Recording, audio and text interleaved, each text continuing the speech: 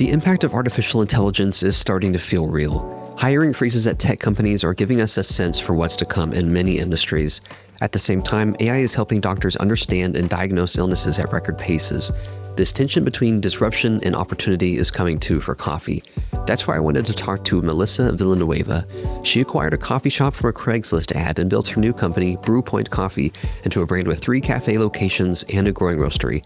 Melissa is a sharp operator, and she's deeply communicated to nurturing real community through Brewpoint, which is why I sought out her perspective.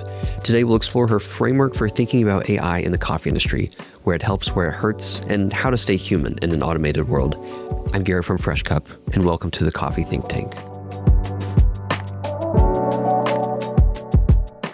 The most innovative coffee businesses I know give themselves the space and energy to nurture a culture of innovation. Unfortunately, space and energy are things that most coffee business owners are short on. That's why I'm excited to introduce you to this season's sponsor, SumUp. SumUp is a point-of-sale company with a powerful suite of tools designed to help coffee businesses master the day-to-day and optimize customer retention so that you can have the flexibility and confidence to explore new opportunities. A full digital POS system, mobile card readers, loyalty and marketing automation, and even self-serve kiosks. Whether you're running a small cafe or a growing roastery, SumUp's tools give you the breathing room to explore innovation in your business. Visit sumup.com to learn more. All right, Melissa, thanks for being on the podcast. Welcome. I'm ecstatic to be here, Garrett. Thanks for having me. Yeah, absolutely. Well, let's see. I first became aware of you when you hosted, I think it was called Elevating Dreams, Erasing Divides, the pitch competition at SCA. And that was so much fun. And I identified you as somebody who was also curious about technology and innovation and coffee. And so I invited you to participate in this article on tech and tools for coffee shops. And you mentioned using AI there briefly. And that didn't make it into the article because I figured it warranted a more thoughtful, in-depth conversation. Because there's so many strong opinions about AI and how we use AI and what its role is and where the lines are. So I wanted to bring you on so we could chat through some of it because, I know that you're seeing lots of value from using AI and, I've seen it as well. And I think it'd be helpful to be thoughtful about this conversation and where AI comes to play in the coffee world. So let's start here. I'd love to know, when did you first see that AI could bring some sort of value to your business? Like, did you have an aha moment? That's an interesting question.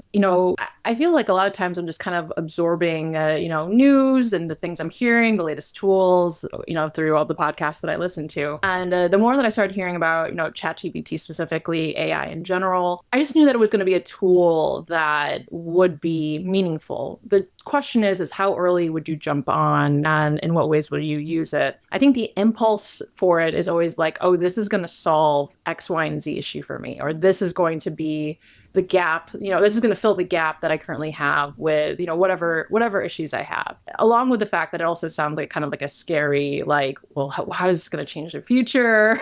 Like, how is this, like, are people going to have AI relationships? I remember like one of the first podcast I listened to was about the AI responding kind of romantically to someone when that wasn't prompted. So all that being said, I, just like everyone else, had some hesitations, but also quickly knew that this is going to be a tool that'll either really advance the people who are going to use it and be something that'll create a gap for those who don't.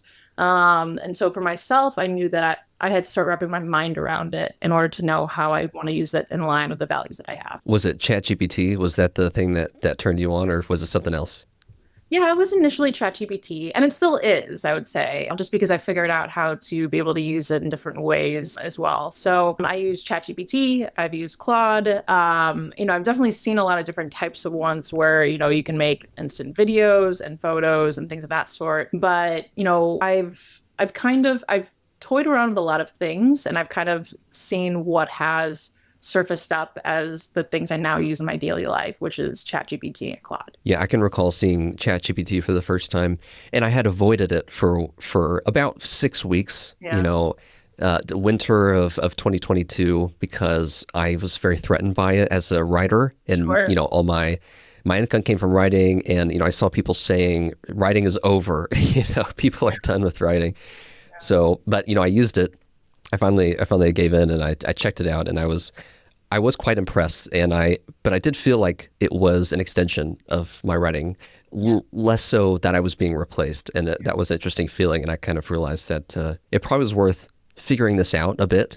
And it seems like folks who were not interested in figuring out would potentially be at a disadvantage at some point. Well, let's talk about use cases. So, a lot of AI now is, the conversations on ChatGPT and image generation and art and things like that. But, there's other sort of ways that AI is used. I'm curious, what do you use for Brewpoint? And, do you have any use cases, for your personal life as well? I'm curious to hear sort of the range of functions that AI does for you. I do tend to steer clear on the art side just because, part of it is you can really tell that it's AI, and that's not something that I'm very interested in. But also, I definitely value the creativity around creators. And so that's something that I'm aware of and I've seen. I don't really dabble too much in. But what I do use it for is specifically writing. And so I have different uses for ChatGPT and I have different uses for Claude. So I think it was during the summer, I'd gone through like an AI boot camp. And it was really helpful because it helped me understand the difference between generative AI and just general technology and automation. And I think those two things are important because I think a lot of times, what's actually most helpful for me in my business is automation. So things that I don't have to manually do or the team doesn't have to manually do, but you connect it so that these things happen automatically. And then there's, language model AI and all those different pieces as well. And so don't ask me to find these things because I'm sure that AI could do that for us. But for me, it was realizing that, as AI has become integrated into a lot of different facets of life, you can identify pretty readily when something is AI. And, and I think that'll be the case for a bit now. But like I was mentioning before, I don't think AI is a quick fix. There's a lot of things I've tried that I've de-integrated since starting earlier this year. I've run multiple events around AI and really focusing on like AI that actually helps small businesses, because we know that like there's many a time where you see an ad and it's like, oh, this AI tool is going to instantly magically fix whatever issue that you have.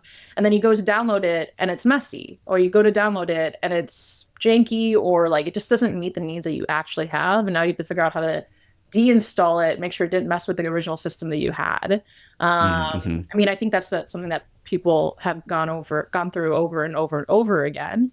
And so for me, I've kind of just distilled it into how can I use AI like I use Google, or, how people use Wikipedia, because I really don't think that even with things like ChatGPT or Claude, like it is a foolproof system. You have to double, triple check everything you do. And in a lot of ways, it can save you time, but it takes a detailed approach and a thoughtful approach for it to actually be something meaningful and useful. So I'm giving a little bit of philosophy before even talking about the specific things I use it for. But the two things that I want to talk about is I use ChatGPT for its GBTs, which essentially means that you can have a siloed expertise in something. So whether it's a GPT for HR, a GPT to understand health insurance, a GPT to understand coffee, right? Like we know that a lot of ChatGPT is about the prompts that you give it, the information that you're telling it to siphon from, and the role you want it to play. And so for me, the reason why I didn't entirely switch from ChatGPT to Claude, because I do like Claude's narrative ability a lot better, is because it has the ability to hone in on an expertise. And like, I don't have to do all the prompts for it. It has all the data in a very specific siloed expertise to be able for me to ask questions around that specific topic. And I can dive into that a little bit more if you're interested. Yeah, let's do it. And I will say it's really interesting that you've de-integrated some things. I've certainly found myself wasting lots of time fiddling with things, like kind of in the weeds for like a few hours and thinking, I figured it out. I figured out how to accomplish something. Yeah. And then I try to actually integrate it into the system, and it doesn't really function that well, or there's errors, or it's not as reliable as I had hoped.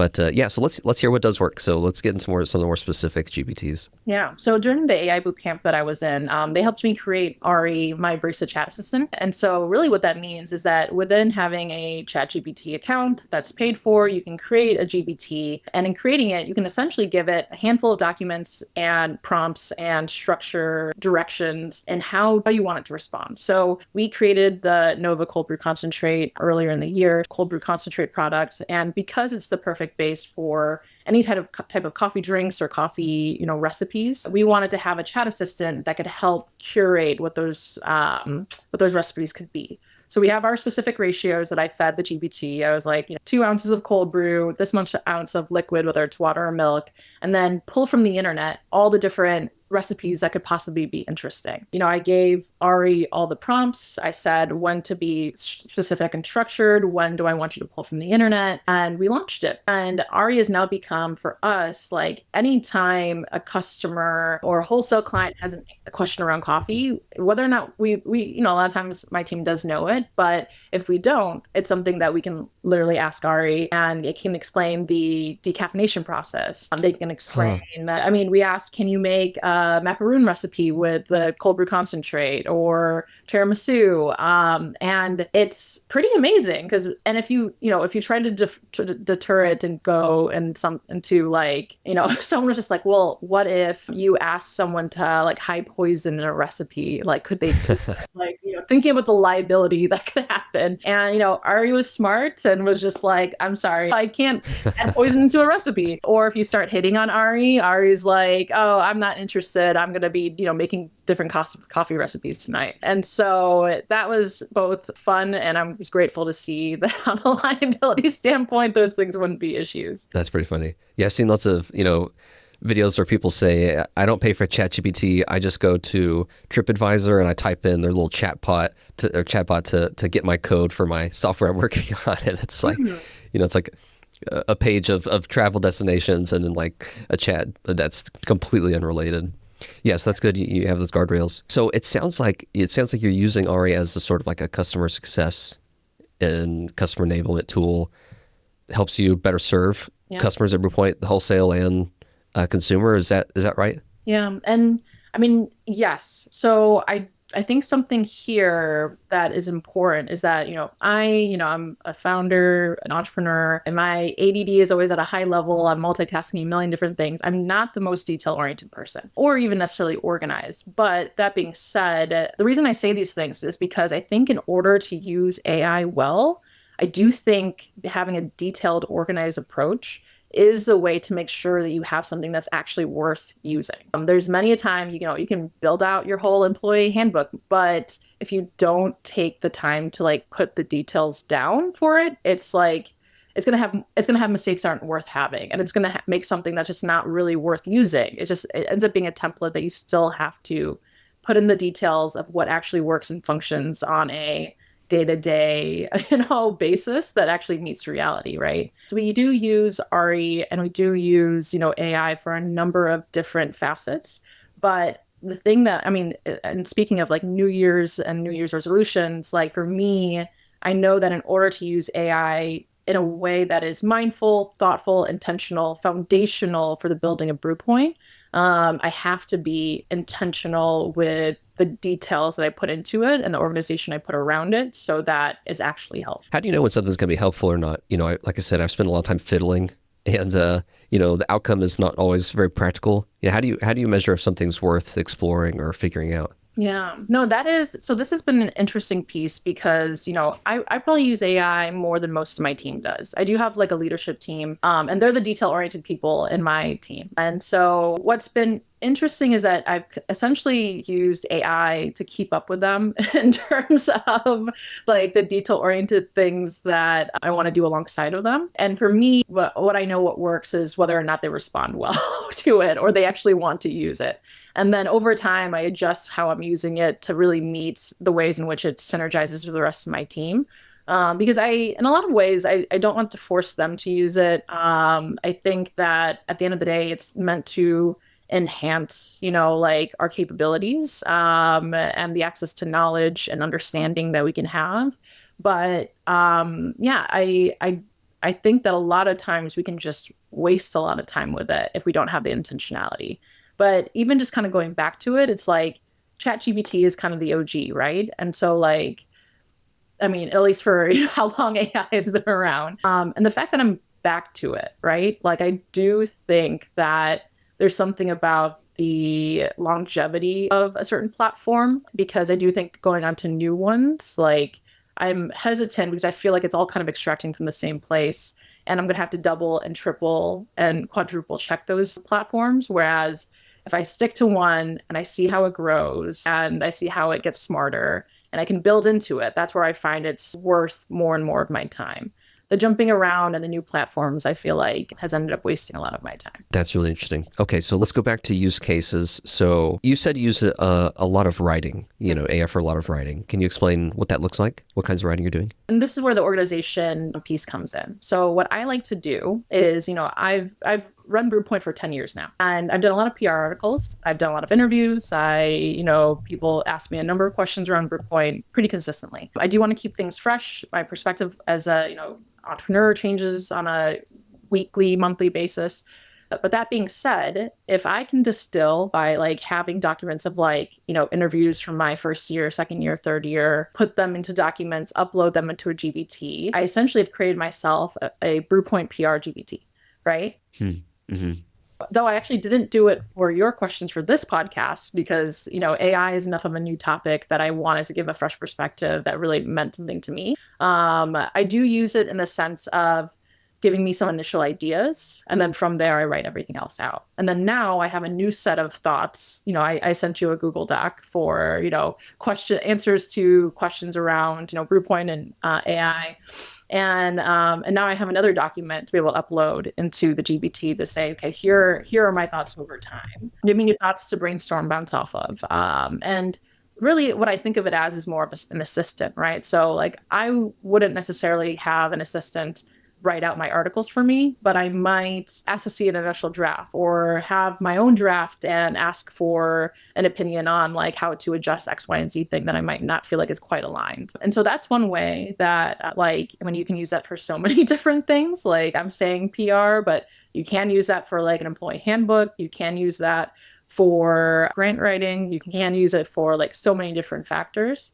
The one thing I'll say about grant writing, so I've raised over $700,000 over the 10 years of having Brewpoint. That's how I've been able to maintain 100% ownership of my company throughout these 10 years. And one way to be really mindful around using AI with grant writing is to write all your own essays, but then take the rubric for the grant and measure it against, have it measure your drafts. And so, if it's supposed to be, like 30% innovative and, 30% detail, 30%, whatever it is, then you can say, hey, analyze my drafts that I've created. Like, how can I measure this so that I can, maximize the rubric? And that has been a spectacular way of using AI in a really intentional and thoughtful way while maintaining your, authenticity. Yeah, that's a great point. And that reminds me of one of my custom GPTs is that I have created a rubric for myself in my own writing. And I have these different rubrics based on different types of articles. So, if it's like a reported story, that's one rubric. If it's like a personal essay, it's a little bit different. Yeah. And, I'll ask it to roast my writing based on the rubric. And I mean, the outputs of this are pretty good. The recommendations are strong, and it'll catch things like, narratives where like some of the, the dots don't connect. Yep. Or, things where, even simple things like I've misspelled somebody's name in one instance, so I think that's a really great use case of sort of as a first editing pass. Yeah. And I mean, this is just more on a like usage of AI that's kind of like Google. For a recent example for myself is my company has recently added FSAs for employee benefits. And we were going through like, the contracts, trying to understand exactly like how does this work on an administrative basis, because we want to, cross our T's, dot our I's. And there was a little bit of confusion between the benefits administrator and my team. And, we were reading this one paragraph over and over and over again of like, what does this mean? Like, is this like, what does it mean to disperse? I don't know I forget what it was, and then every time we asked the benefits administrator, she just kept repeating the same language. And it was just like, we don't understand what this means. And so I just like, you know what, I'm just going to upload this into, an FSA GPT and like, tell it to me in layman's terms, pretend I'm a baby and I have no idea what this means. And it laid it all out, and it made so much sense. And it was kind of like, okay, here's an example of like, sometimes I can be a bit adverse to using AI for customer service, because I do think connection is important, not just for like it being correct or anything of that sort, but because I think there's like so much value in human to human connection. But this was a moment where I was like, the human to human connection isn't hitting. Like, it's not like there's something lost in translation.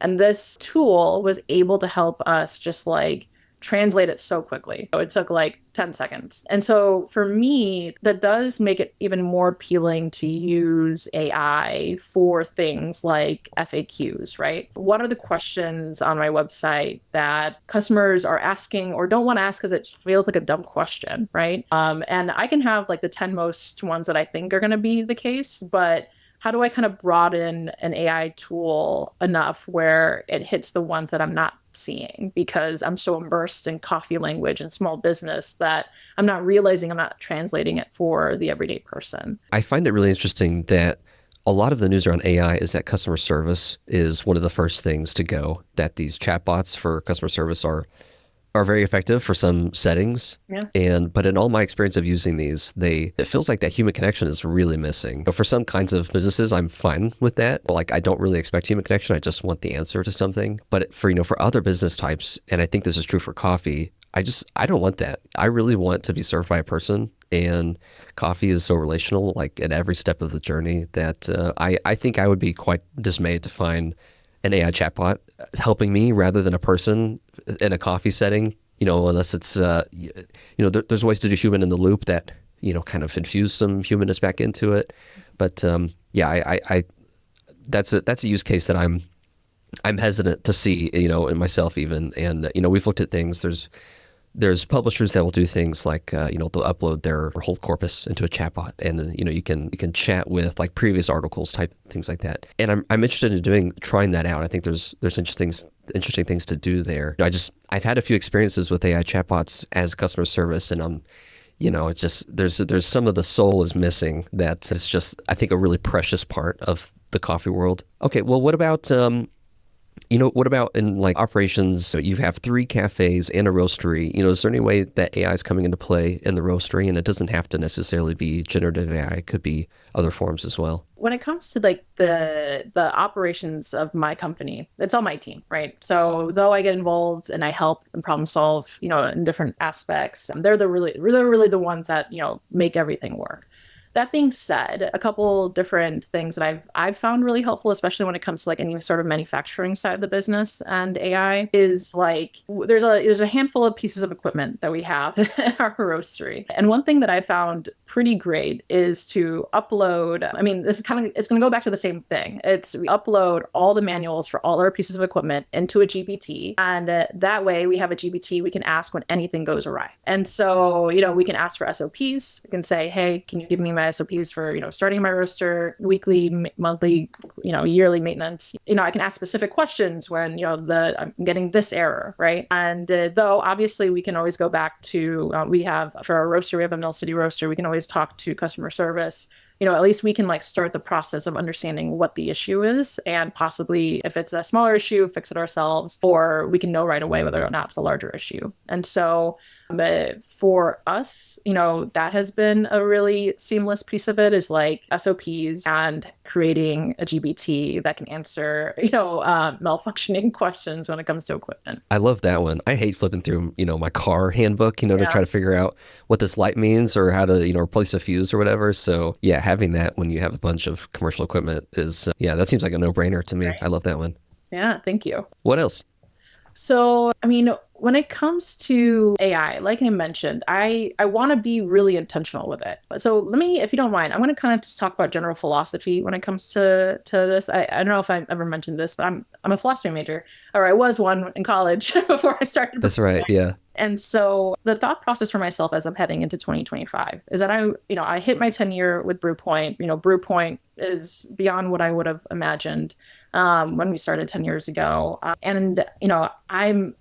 I'm just thinking about what does the next 10 years look like? I'm thinking about what does it mean to build an enduring, timeless business, one that foundationally is strong, one that, I'm not making quick decisions for a quick outcome, but I'm really building those stepping stones for something that can last beyond myself.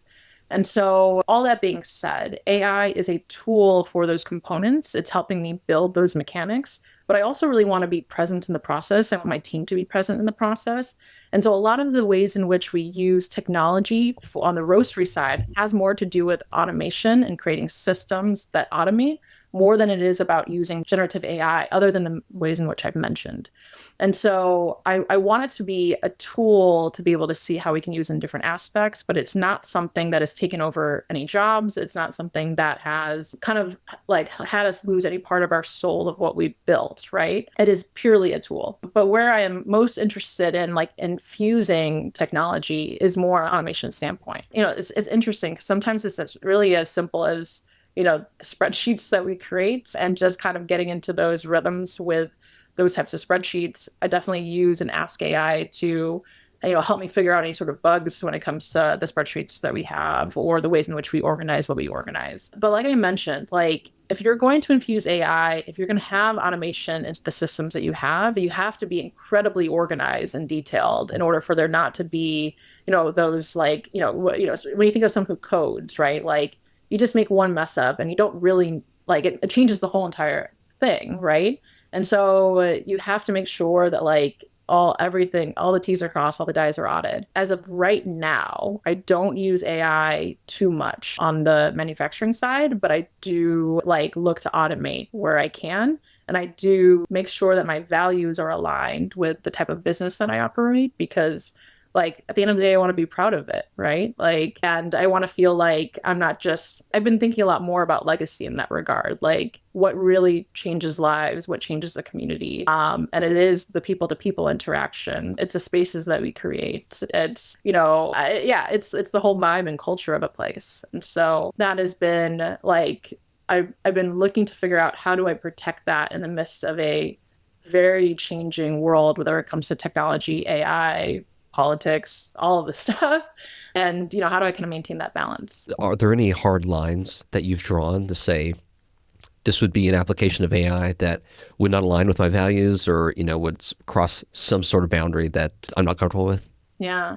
Art. I think that's like the big piece right now. I do think that like, though I've seen those pieces, it's not something that I'm interested in. I think one mission that we've really like leaned more and more into is, creative drinks to inspire creative endeavors. And, Brewpoint has been my own journey of figuring out what alignment means to me, what is meaningful in life. And like the things I don't want AI to replace tend to be the things that I feel like kind of uniquely come out of a human's creativity. And so though it's fun to play around with different aspects of creativity that AI can create, I don't want anyone on my team to lose the pride of like what is uniquely us and what is uniquely them, because that also maintains like a really, I guess, like thriving culture, right?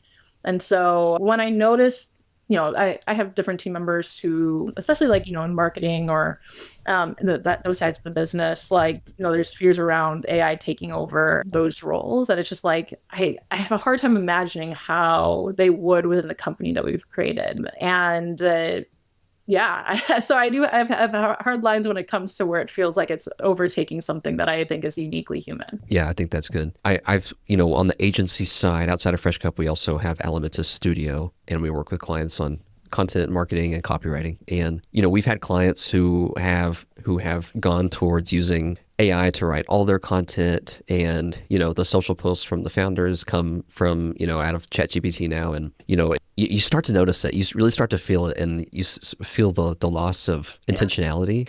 I'm all for using AI for organizing and collecting thoughts and having a first draft that you adjust into your own voice. Yeah. But it is hard to see that these companies that felt very human and very purpose-driven, become sort of sterile. Yeah. And, it becomes kind of generalized, the types of things that they say and the way that they write. And I think this is such a common issue in marketing, especially, because marketing budgets are among the first to go when there's, when there's rocky waters. So it hurts me to see. And I like that you have some strong feelings about preserving what's unique and, the soul of the company and your voice. Yeah. And if I can piggyback on that, like I think for myself too, like, I mean, especially when it comes, we do like, I don't know how often, but I know there's like a message from the founder on social media. I feel like it's important for me personally to like have something authentic come out, right? Like why are we doing this? Like why am I built this? At the end of the day, like my husband and I were, we had a like nice New Year's Day dinner, and I was just like thinking about how grateful I am for the balance of everything, right? Like I feel like we have work that's incredibly impactful. We have autonomy within our work. We have our health. We have, we have the life that we want in a lot of ways now that we're at the 10-year mark. And I think within it all, like we haven't lost ourselves in it. And like, that's something that I feel like very proud of, right? What's the point of just zooming through all of this to get to that next step other than to enjoy the journey, feel like it's a part of me and that it's also like I'm changing in the midst of it. And so, yeah, I feel like this authenticity, like my brand, my platform, that is my way of connecting to like a larger platform that I would have had as an individual and to make my mark in this world, right? And so, of course, I want it to come from me. I don't want it to come from, what I think will sound good.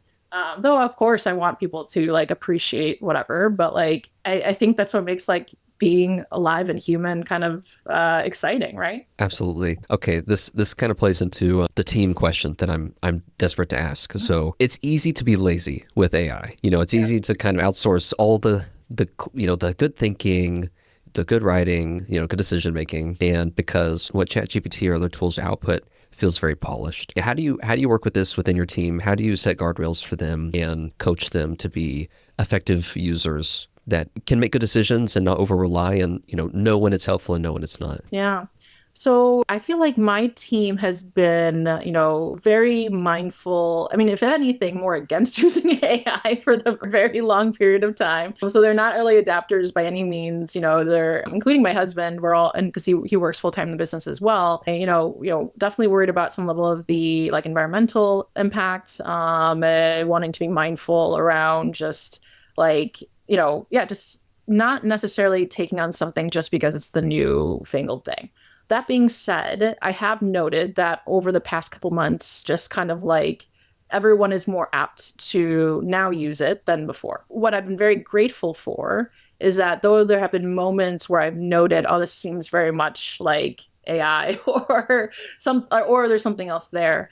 Because my team is very hands-on, what matters to me is the output and the outcome, right? So like if you are generating content and it doesn't sound human and people notice, then like we're not going to use it. It's not going to be who we are. We're not going to just do it because it's faster. If we're using it for data organization and it's constantly making mistakes, my team very quickly pivots to, well, we have to make tables that make sense, so we're not going to be using this anymore. We have to have the tool that actually helps us. And so that being said, I actually haven't seen my team use AI in any way that affects like the foundations of what we're building. At times, I know that, if I have a team member who struggles to know how to put things into words, I do recommend putting it through AI because I do notice that it sounds better, right? Like, even if it sounds a little bit more robotic, it does sound a little just more clear, right? Mm-hmm.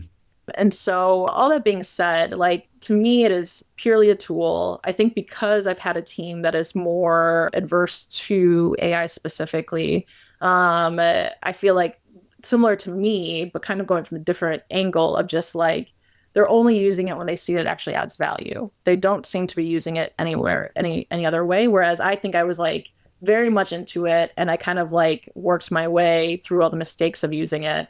And now I'm just kind of using it for very specific things that I have an understanding that's going to be helpful in. Now, it might mean that like, there's ways to use it right now that would be beneficial to me, and I'll get to that eventually. But there's a part of me that wants, like, I want the systems to work out its kinks before I jump into it, right? Because it's so easy to overpromise that a platform, a tool, this thing of AI is going to help my business in X, Y, and Z. And like, in order for you to use AI well, I feel like you have to adjust into it. You're still using a lot of time. You just have to but you're using your skills differently. And so, so all that being said, I haven't had many issues within that. I mean, it's interesting. I do ask AI to help me create policies, right? So, and the reason why I do that is because I don't really write like policies sound, if that makes sense, within my company. Like I like to have something that feels a little bit more human, but I also want to make sure that there's like clarity around how we do things and how we don't do things.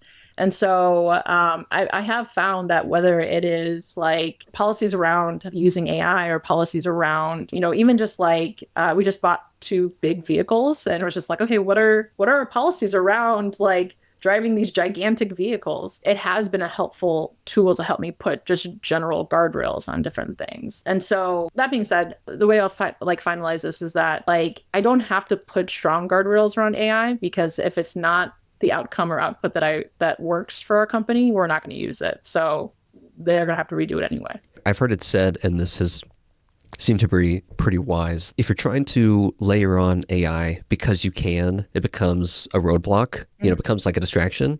But if you're trying to use AI to accomplish something that already is a part of your process or like exists already, it might help you accomplish that faster or think through things that you forgot to think through without it. Yeah. But I found this in our in our own applications, that trying to squeeze in AI where there was not already a problem that I wanted to solve is kind of just creating distractions. Okay, so thinking through policies and things like that, this sounds kind of like a thought partner, somebody who helps you think through things more deeply or in different ways. I'm curious, what do you like about that? So in terms of handbook, policies, thought partner, I feel like it's nice to have something written down of this is how we work. But I think all of us know that your handbook, your policies only matter so much. It matters how you have accountability and teamwork and leadership, management, all those different facets within how you run your business, right? Like, just because you have it in your handbook doesn't mean that like that's how things work in your cafes. And so if I'm entirely honest, like the things that are nice about having it in a handbook is a little bit more on the legal side of just like making sure that like, we have stated this is not something that is okay within our company. If it's something serious, we will 100% enforce it.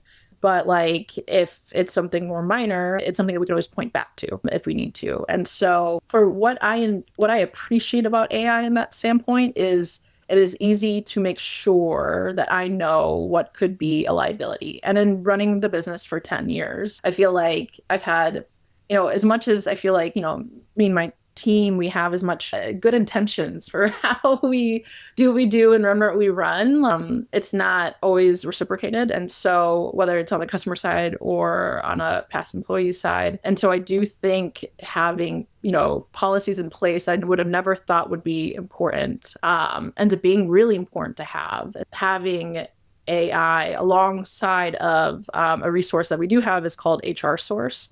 So they help guide us through like, here are all the things on a legal standpoint that are important to have.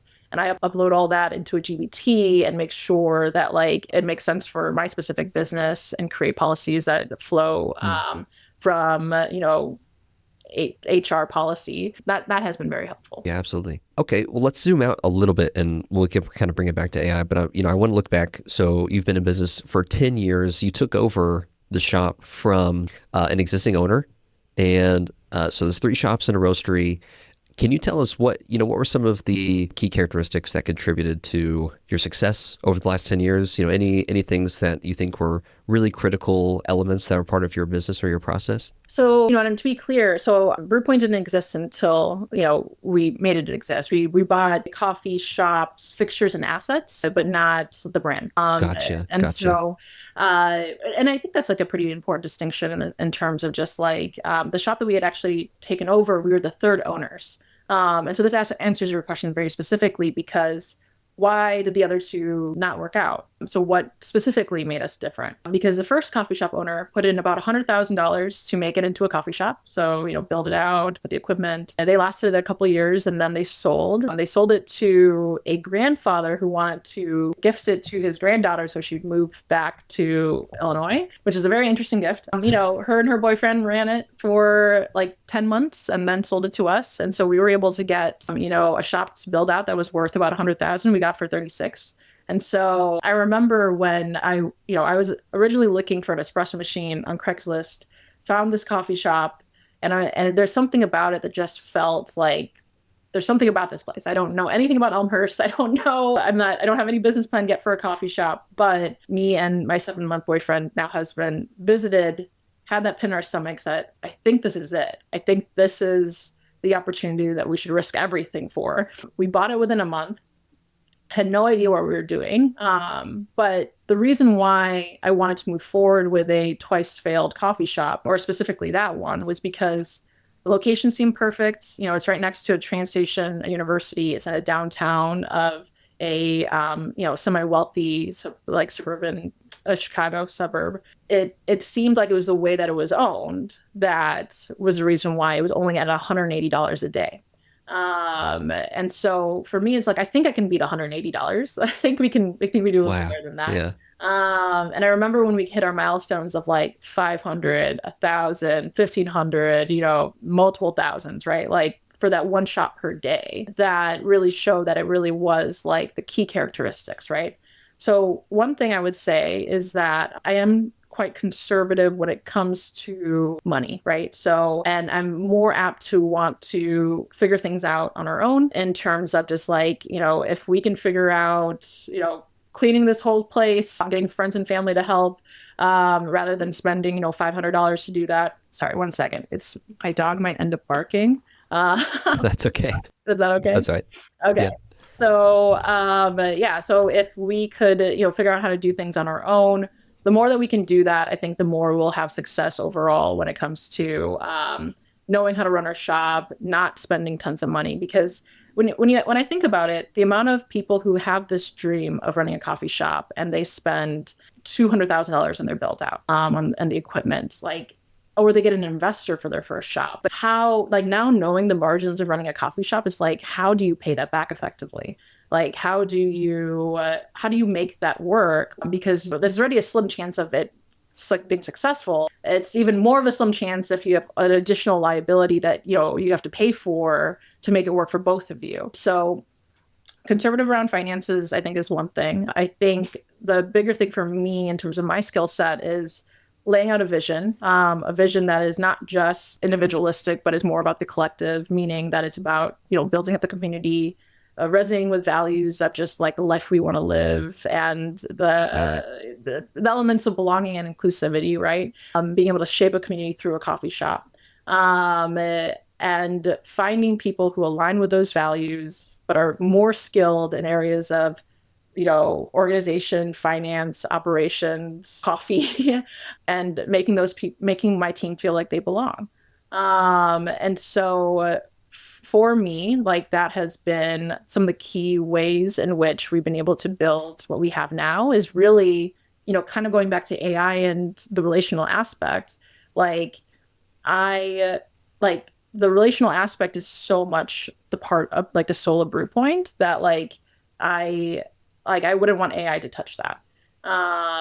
It's not just my team. It's the vendors who want to cut us a deal so that we can get our feet underneath us. There was one particular person I want to mention. So in the beginning of Brewpoint, there was an individual, her name was Roz Long. She ran all the big events in our community, and she essentially made us her presenting sponsor for 3 years to help us get the word out. And that got us in front of thousands and thousands of people within our first couple of years. That was so invaluable. I wouldn't have done that. And the excitement around just building a relationship, having someone impact you and you impact the community, that's not something I would never want to lose. And so, those are a couple of the characteristics I think that got us ahead. Yeah, you make a great point, and especially about having the people on your team. It's interesting. We talk a lot about hiring for culture and value fit and making sure that people, are going to embody the values. And we sometimes we forget that we have to do this with our tools as well. Our tools have to align with our values. And AI, I think, is such a shiny object that it's easy to just completely forget that question of am I going to integrate AI in a way that aligns with my values? And, am I testing this for culture fit? It's a shiny object, and it's kind of fun to play with. There's people on X who say it's going to solve all of our problems and we're going to all be millionaires. And so it's easy to just, get swept away. 10 years ago, AI was, in the research labs and not really a thing as it is now. This existed 10 years ago. If you had ChatGPT, if you had other tools in 2014 when you were getting started, would that have changed your process? How would that have helped or hurt you? Yeah, it's really a fascinating thing to think about because in some ways, I think of more ways in which it would have hurt my business rather than it would have helped my business. One of our approaches, because it was true, was that we had no idea what we were doing when we started, right? I just realized I wanted to open a coffee shop, but I wanted to put a 3-year plan together. I wanted to save up money. I wanted to do it responsibly. And I was in my first month of putting the plan together that I found that coffee shop on Craigslist. And so we had no plan, we had no money, we had nothing. But for whatever reason, we were pulled into doing it in the sense that it just felt right. And we decided to approach it as we don't know anything, so we're going to ask everyone everything, right? We're going to always be in the state of being a student and trying to figure out how do we pull a good espresso shot? How do we, even things like negotiating for a coffee brewer or for a different, an espresso machine. Part of being an entrepreneur, and I see this when people ask me or tell me that they want to open a coffee shop and they want to ask me some questions. Part of what makes people successful is the delusion of thinking everything will go great and asking for more than is reasonable. And I think the amount of times that I just thought I'll just get this machine for free because I'm buying beans from you, or I'll just do this thing and everything will work out great. If I had AI to bounce off the things with, I think it would have given me more guardrails of that doesn't really work this way. I think it would have tempered what I thought was possible. And, because I went from one shop, we had borrowed money from my family and my boyfriend's family. And, within 3 years, we decided to expand and went from to 3 shops, and we went to coffee roasting. And that was very difficult to suddenly lead a full on company. But I think that if I had AI to kind of give me a reasonable timeline, I think it would have recommended things that made more sense than my actual story. And I don't think I would have actually thought what I did would have been possible. I'm kind of glad that it didn't exist in some ways, which is kind of why, as you're hearing me talk about AI in general, is I kind of want to maintain some level of this childlike delusion in the ways in which I run my company. Because as much as I think the world works linearly, I know that also the most random things happen when you just kind of, ask it to happen. And so, yeah, so that's why I use AI the way that I use it, not as a way to kind of temper what I want to have happen in the world. There's somebody out there right now who's looking at a business listing for a coffee shop or a roastery somewhere, and they're like, should I do it? So is that your recommendation to them? Is, hey, don't ask AI. It's gonna temper your ambition. Is that the recommendation? I think that, if I was using AI exactly the way I'm using it now, which is only to really help me accomplish the things I'm already setting out to do. And so it's don't tell me what to do or how to do it. I know what I need to do next, but help me to figure out how to do this next thing. I don't think using AI is a bad thing, but I do want people to maintain some level of a childlike delusion. And I think with that, you also have to have so much humility, right? Because that means that you're also someone, if you're gonna be, slightly delusional in your dreams, you're gonna have to ask for help. You're going to have help that it's not, purely a capitalist exchange. People have to believe in your vision. And how much I recommend people just, buying a random listing that they see, every circumstance is different. And I think that at the end of the day, for me, it was all about trusting my gut, right? And then over time, building a gut that has a little bit more wisdom. If anything, sometimes I feel like I'm, being 10 years in, I'm trying to undo some of my own fears around the mistakes that have happened in my past. As much as these mistakes can, be the experiences to guide, what to avoid and what to go forward in, there's ways I miss being so naive that like that's literally what helped Brewpoint get to where it's at. It's just like the naivete, and in some ways like very wholesome, right? And so I think that's kind of what makes this journey of being an entrepreneur really exciting. Is not feeling like, oh, you just have, you have all the answers in your fingertips on your phone. Or I think there's beauty in connecting with people, asking them the questions, making connections, because you just don't know what it's going to you don't know what's going to evolve into. AI is not going to necessarily get you that next, it's not going to introduce you to someone and be like, vouch for you as, you are, getting your first wholesale account. A person can do that, but not AI. So I think it's a tool like Google. Like that's how I've been functioning with it at this point. I love that point that an AI will give you an answer, but it's not going to give you anything after that a human would be able to do. Genuine emotional support, connections to other people they know. There's so much that that can fall after with that human connection. So yeah, I appreciate that. This is the year for building an enduring business for you. I think that's what you said. This 2025 theme is. What are you excited about? What are you working on? Is AI a part of that? And it might not be, but I'm curious what this next year looks like for you. Yeah, no, I'm excited about this year. The coffee industry in general, though, obviously has a lot of tumultuousness when it comes to green coffee prices, when it comes to just everything fluctuating. But I have three main goals. I mean, my first one is scaling a roastery, and I'll focus on that one. But just to kind of quickly go over the other two is we'll be adding food to our cafes. And then also we'll be doing a renovation for our original location to maximize its own, efficiency and effectiveness. And so those are our three main goals for 2025. Next week, I'm going on a retreat for a week to nail down the planning and all the details. And so for the scaling of the roastery, I'm pretty excited because we finally landed on a digital marketing company that we are going to work hand in hand with. And without spilling too many of our secrets, I really am excited about working with them because they are incredibly data heavy. It's mostly focusing on ads, e-commerce, but it's really about, in my mind, it's about how does Brewpoint remain hyper local, hyper involved in our local community while starting to build our brand on a regional landscape.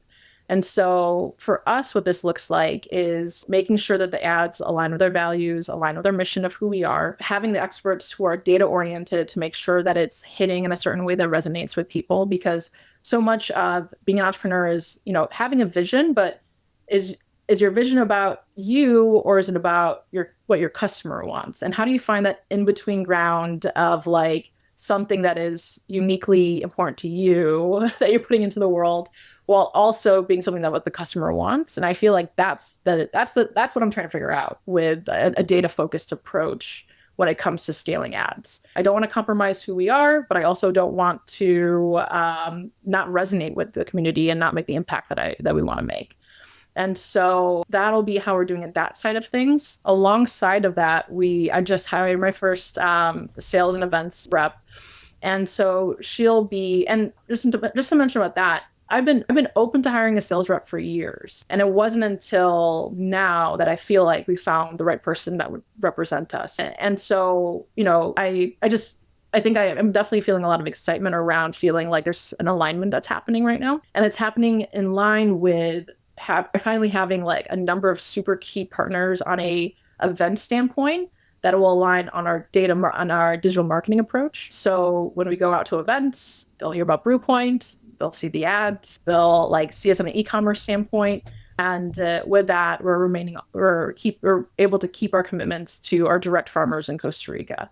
And so I feel like it feels strategic and exciting, thoughtful and aligned. And so that's our next big step. Oh, that's great. Yeah. Awesome. Well, thank you so much for being here, Melissa. I really appreciate your thoughtfulness and openness on this. And AI is changing a lot, and I'm curious, what it looks like in a few years. And, maybe when the robots take over in a few years, we'll have to get on the podcast again and talk about what AI in coffee looks like. Absolutely. Thank you so much for having me. Things will be changing. This was a blast. Thank you, Melissa. I really appreciate it. And we'll have you back on. Sounds great, Garrett. Happy to be here.